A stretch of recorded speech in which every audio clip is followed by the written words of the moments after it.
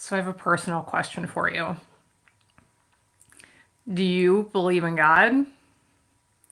Now, now I know there's a lot of reactions to this question. I know for some people this can bring up like deeply painful wounds of scars from religion or things that have been done to them.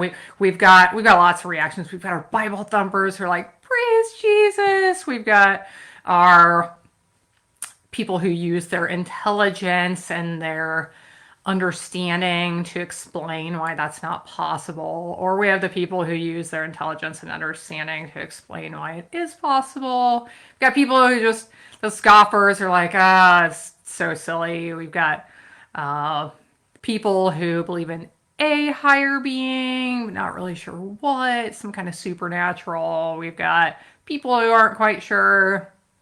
You may be in a situation. Somebody told me recently, like, yeah, I've kind of felt some nudges, but I haven't really explored it any further. So we can have a lot of reactions to that question. I mean, let's be honest, there's a lot of reasons not to believe, right? Like, I mean, one, you can't, nobody's seen that. Like, nobody can explain that because they've seen it. We don't have pictures, or it's hard to believe in things we can't see and touch and feel, right? So, I mean, that's one reason not to believe. I mean, look at the evil in this world. Like, how could the pain and sadness and hurt and evil that exists here, like, if there was a God who loved us, why would that be the case? Lots of reasons you might not believe. I mean, science has explained everything by now, right? Like our understanding of this world and how it works comes from science. And just trying to understand, like, how could it even be possible? It just doesn't even make sense, right? So why am I bringing this up? Why am I talking about this? Because I've been doing these daily chats at noon Eastern time every day. Join me, please. Continue to join me for these. Why am I bringing this up? I'm talking about like what's going on in our world, in our country, and I'm trying to provide a different commentary and get people to unite and come together and search for true information and figure out what we can do in our own lives to be a positive force in response to the negativity being thrown in our faces all the time. Why am I bringing this up? I have learned a lot about our country and its founding just in the last several weeks, really. I've been listening to some books, and you all have been sending me some amazing resources, and I appreciate that. So when I've had time, I've been listening to a lot of different things, and which I knew this, but history is trying to change itself. People are trying to change our history, but our country was founded by people who were fleeing British rule and because they were being told how they had to worship. Okay, they wanted to worship God as they pleased, but these people had strong, strong faith in God. And many would argue that the reason our nation has seen such unprecedented prosperity was because of the fact that our leaders looked to God and modeled our government after God's laws. So that's why we're talking about this today, friends. I have seen in my experience in life, I have seen a lot of things that are really concerning to me. Like, so I have believed in God my whole life. I'm going to tell you here in a minute, like the biggest reason I do. On another day, I'll probably share more about it. But I'm concerned that even within our churches, like faith has been watered down to where it doesn't do anything because we're not preaching the Bible, we're teaching some watered down version of it. And when it doesn't do anything for us because we don't know the real truth, then like who needs that? Who needs that? Like why? What a waste of time. And it's concerning to me. I feel that it is time that our nation turns our faces back to the Lord. There were a lot of warnings in the Old Testament. God's people, God's chosen people were turning away from him, and he kept sending warnings to turn back to him or he was going to destroy them. They didn't listen. We're stubborn creatures. We like to do things our own way because we can figure it out. We can do it the right way, right? So I'm just concerned about where we're going, and I want each of us today to think about what we think about this. Where am I with this? Do I believe in God? Is that something that I want to be open to, or should I explore this further? I've heard two stories here recently about different men who were struggling with addictions. One was an alcoholic decades ago. One was addicted to drugs just a few years back. And at a certain point in their addiction, they reached that moment and they cried out to God and said, God, something like, God, if you exist, I need you now. I need you to show up. I need you to be here. Something like that.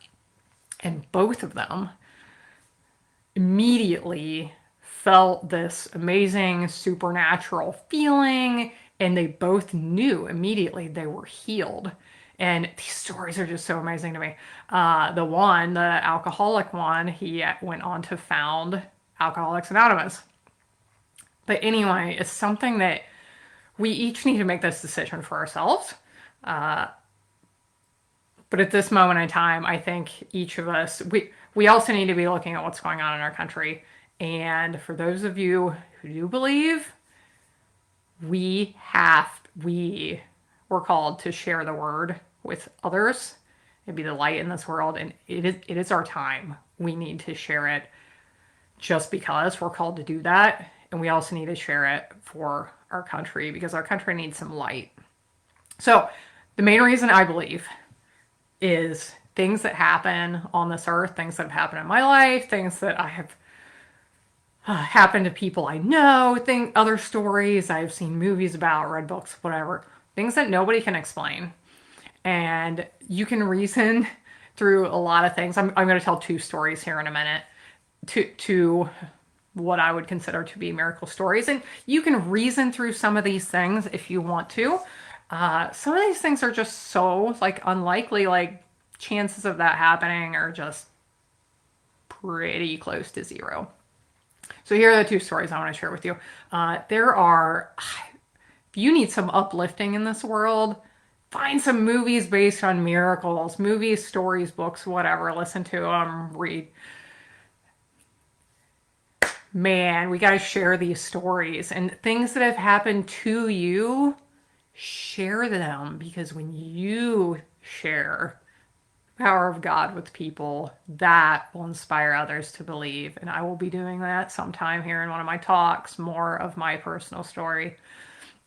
But I want to share these two stories with you today. So there's a movie and a book called Heaven is for Real. So the whole story is based on this little boy he got injured somehow. I believe he ended up in the hospital. Maybe he was sick. He almost died, basically. His dad's a pastor. Okay. So when the boy gets better and he starts talking, he is talking about having gone to heaven. And, at first they're like, oh, that's cute and silly and whatever, and nobody knows what to think about it. And then he starts talking about things that he wouldn't know. One of the things that happens, he starts talking, I think it was his grandpa that he had never met and wouldn't have known certain things about him. He starts talking about him and telling these stories, and the parents, including a pastor, are like don't believe him, and they don't understand how this could be real. This isn't, So they go through their own personal struggle with this and if this could be real and what's going on. And then the story becomes public, and people in their church don't necessarily believe. It causes all kinds of problems, okay? It is an amazing story. Find the book or the movie, look it up. this is my favorite part of the story, I think. So the boy talks about what Jesus looks like. And his dad keeps pulling up pictures of, all these pictures of Jesus the ones we've seen forever. He's pulling up all these different pictures. And he sees one, and the little boy says, there was a little girl who has had some experiences with God. Her name is Akane. You should look this up. Akaine. And her last name is Kramarik. Look up Akane Kramaric Jesus painting or Jesus painting. She's got a website you can go to and look if you want to. But I think the pastor had heard something about this little girl that had an experience with God and painted this painting of Jesus. He shows this to the little boy, and the little boy sees it, and he says, "That's him. That's what he looks like." Love that story. Okay, so let's get back to our country. And the more I've learned about it, the more it's like, we are like a country full of miracles. How did we even come to exist? How did this whole democracy thing even happen? And it's all kind of fascinating to me. So I want to tell you, I'll keep this as quick as possible, but about the pilgrims getting here and surviving in the New World. And this sounds boring already. Pilgrims, there's religious people who wore funny hats. And anyway, but let's see if we can go this. And forgive me if any of my details are off. It's really hard to find accurate information. Different places you look have different stories. This is what I've gathered from several sources. So first of all, the pilgrims, so they wanted to get out of England because they believed in the Bible and the things in the Bible, and they were not able to, I don't think they were not able to pray in public. They were not able to worship and exercise their faith as they felt they should be able to according to the word in the Bible. They actually went to the Netherlands for several years. First, ended up back in England before they made their voyage across the Atlantic to the New World. So apparently on their trip, it's kind of a hot mess, them trying to get to the Netherlands. That was a whole situation in itself. And it sounds like they could have died or had punishment from the king exercised upon them in several different times, several different cases. There was a storm when they were going to the Netherlands that wiped out hundreds of ships, apparently. Theirs made it through. Interesting. They ended up back in England. They're planning their voyage to the New World. They're going to take these two ships, the Mayflower and the Speedwell. They have however many people signed up for the voyage. They're going to go. There's going to be, I think, 30-some crew members. I think they plan to leave in summertime. And I forget if it was supposed to take maybe 6 or 8 weeks to get here. It ended up taking longer. And they were not able to leave when they were supposed to. So the Speedwell kept having problems. I think it sprung a leak 3 different times. So I believe they left, had to go back, fixed it, left, had to go back, fix it. I think this happened 3 times. Finally, they're like, okay, we have to leave the Speedwell behind. Some of the people had to be left behind, and they put some of the people onto the Mayflower. So now the Mayflower is overcrowded. Sounds like conditions on the Mayflower were absolutely terrible, and I don't know. I don't know if they had enough food. It doesn't sound like much fun, but they believed this strongly in being able to worship as they pleased to risk everything, clearly. Okay. So they make this voyage. They're in the middle of the ocean, and the main beam in the ship cracks, and they think they're going down, I believe. I think they were too far from land to go fix this. Somehow they had brought along this giant screw of some sort, and they were able to screw this beam back together and save themselves. What are the chances of that? I don't know. That sounds a little unlikely to me. They get here. They get here in November, I believe. November. It's getting ready to be cold, and you cannot grow food for yourself in the winter months. So, yes, it's not going to be a very good winter. I guess they stayed on the ship part of the time. They were like sleeping on the ground part of the time. People were sleeping on top of the children, trying to keep them warm and keep them from dying. After that first winter, about half of them who had come survived. I believe at that point there were 53 of them alive. So somewhere, then they have to, start trying to grow food and survive, and they don't know anything about our area. And anyway, sounds like a challenge, right? Like, if any of us think we're tough, we're not. Let's just admit it. Somewhere in the story, the first part of that year, a Native American wanders out of the woods to meet them, and this Native American can speak English. Okay? What, like, how? Okay? So you've probably heard of him. So Squanto was his name, and Squanto's story is he had been captured by some people who'd come to the New World on like trading ships. They'd come. I think they'd been trading with the natives, and they'd take stuff back to England or wherever. So he had been captured. He had been taken, I believe, to Spain, sold into slavery. At some point, he'd been rescued by a group of friars who set him free or something, I don't know, and got him to London or somewhere where they were hoping he could get on a ship back home. So he does. In the meantime, he had learned English, and so he ends up on a ship back to here, back to the New World.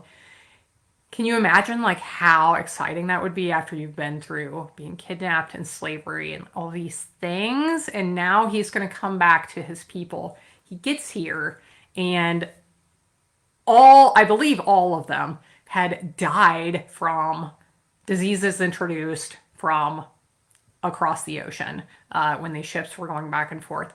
His people were no longer there. How heartbreaking would that have been?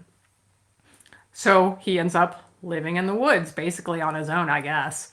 And so Squanto, these pilgrims are trying to survive. Squanto shows up. He knows the local area. He knows how to survive. He knows how to hunt. He knows how to grow food. And he speaks English fluently.